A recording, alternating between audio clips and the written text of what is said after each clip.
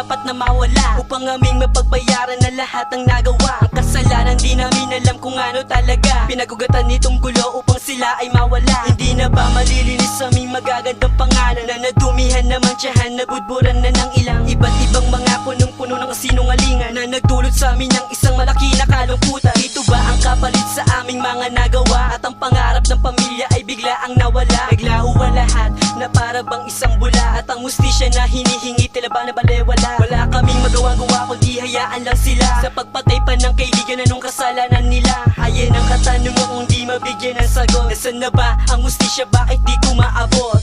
Di na nga ba mababago, paano kaya ito maitatama? Ang mga mali na amin nagawa, kapalit ba nito ay patak ng mga luha? Ilang kaibigan pa kaya ang kailangan na itumba? Hustisya ay di ko matanaw, paano ba mapapahupa ng bigla? Di na nga ba mababago, paano kaya ito maitatama? Ang mga mali na amin nagawa, kapalit ba nito ay patak ng mga luha? Ilang kaibigan pa kaya ang kailangan na itumba? Hustisya ay di ko matanaw, paano ba mapapahupa ng Habang bigla? ako'y nagtatanong sa itaas kung may batas, pa ba kami makakapitan? Bakit ganun, ba't napigtas? Lahat kami ay umaasa na hindi makakalas, ang samahan at grupo namin na tinuring malakas. Kaya ako'y nagtataka kung ba't kami ay napitas. Sa dami ng kalaban namin tinumba na malakas, parang hindi makapaniwala at tila di makaimik. Ang akin ang napapansin, unti-unti nang nanahimik. Ang mga kaibigan ko tinuring ko na pamilya, nakasama ko parati sa hirap o sa biyaya, na nagbibigay gabay sa aking matutong magparaya, at nagturo sa akin dapat marunong magpaubaya. Sa lahat ng problema ng aming mga pinagdaanan, dapat daw isipin mo ito lamang ng dahan-dahan, para daw magkaisa lahat, hindi magkatampuan. Pero asan na ba sila, bakit hindi ko masilayan? Di na nga ba mababago, paano kaya ito maitatama? Ang mga mali na amin nagawa, kapalit ba nito ay patak ng mga luha? Ilang kaibigan pa kaya